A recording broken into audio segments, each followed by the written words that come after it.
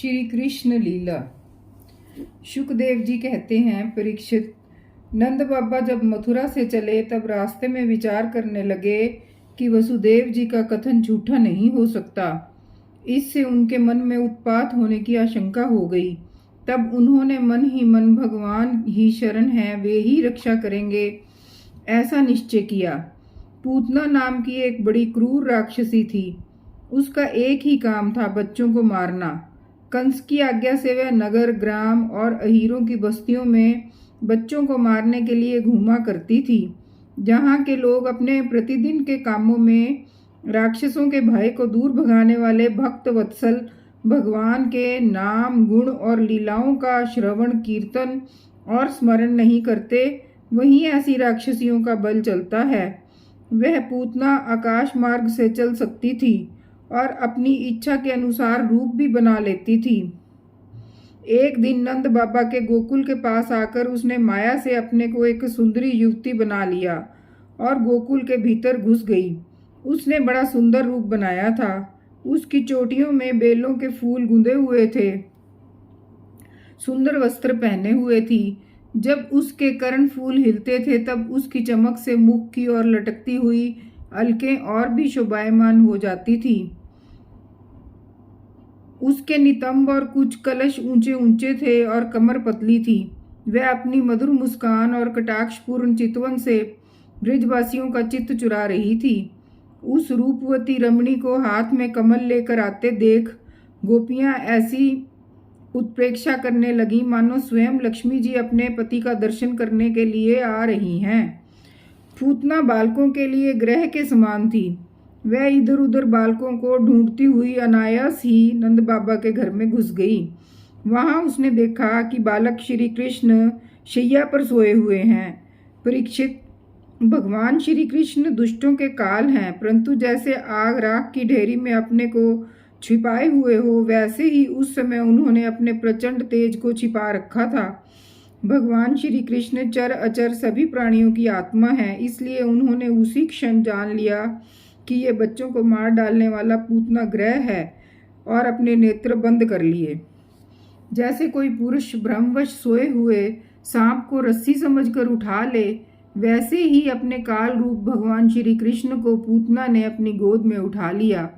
मखमली मयान के भीतर छिपी हुई तीखी धार वाली तलवार के समान पूतना का हृदय तो बड़ा कुटिल था, किंतु ऊपर से वे बहुत मधुर और सुंदर व्यवहार कर रही थी। देखने में वह एक भद्र महिला के समान जान पड़ती थी। इसीलिए रोहिणी और यशोदा जी ने उसे घर के भीतर आई देखकर भी उसकी सौंदर्य प्रभा से हतप्रद सी होकर कोई रोक टोक नहीं की, चुपचाप खड़ी खड़ी देखती रहीं। इधर भयानक राक्षसी पूतना ने बालक श्री कृष्ण को अपनी गोद में लेकर उनके मुंह में अपना स्तन दे दिया, जिसमें बड़ा भयंकर और किसी प्रकार से भी पच ना सकने वाला विष लगा हुआ था। भगवान ने क्रोध को अपना साथी बनाया और दोनों हाथों से उसके स्तनों को जोर से दबाकर उसके प्राणों के साथ उसका दूध पीने लगे। अब तो पूतना के प्राणों के आश्रयभूत सभी मर्म स्थान फटने लगे। वह पुकारने लगी, अरे छोड़ दो, छोड़ दो, अब बस कर। वह बार बार अपने हाथ और पैर पटक पटक कर रोने लगी। उसके नेत्र उलट गए, उसका सारा शरीर पसीने से लथपथ हो गया। उसकी चिल्लाहट का वेग बड़ा भयंकर था। उसके प्रभाव से पहाड़ों के साथ पृथ्वी और ग्रहों के साथ अंतरिक्ष डगमगा उठा। सातों पाताल और दिशाएं गूंज उठीं।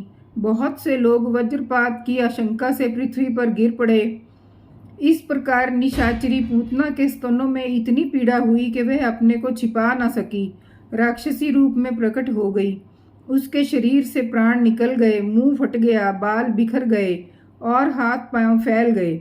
जैसे इंद्र के वज्र से घायल होकर वृत्तासुर गिर पड़ा था, वैसे ही वह बाहर से गोष्ठ में आकर गिर पड़ी। राजेंद्र, पूतना के शरीर ने गिरते गिरते भी 6 कोस के भीतर के वृक्षों को कुचल डाला। यह बड़ी ही अद्भुत घटना हुई। पूतना का शरीर बड़ा भयानक था। उसका मुंह हल के समान तीखी और भयंकर दाढ़ों से युक्त था। उसके नथुने पहाड़ की गुफा के समान गहरे थे और स्तन पहाड़ से गिरी हुई चट्टानों की तरह बड़े बड़े थे। लाल लाल बाल चारों ओर बिखरे हुए थे।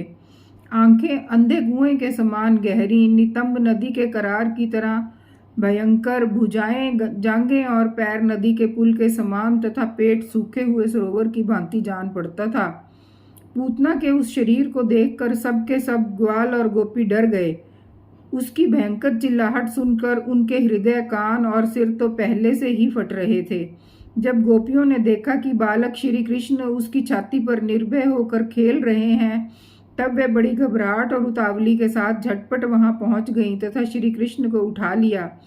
इसके बाद यशोदा और रोहिणी के साथ गोपियों ने गाय की पूंछ घुमाने आदि उपायों से बालक श्री कृष्ण के अंगों की सब प्रकार से रक्षा की। उन्होंने पहले बालक श्री कृष्ण को गोमूत्र से स्नान कराया, फिर सब अंगों में गोरज लगाई और फिर 12 अंगों में गोबर लगाकर भगवान के केशव आदि नामों की से रक्षा की। इसके बाद गोपियों ने आचमन करके अज आदि 11 बीज मंत्रों से अपने शरीरों में अलग अलग अंग न्यास व कर न्यास किया और फिर बालक के अंगों में बीज न्यास किया।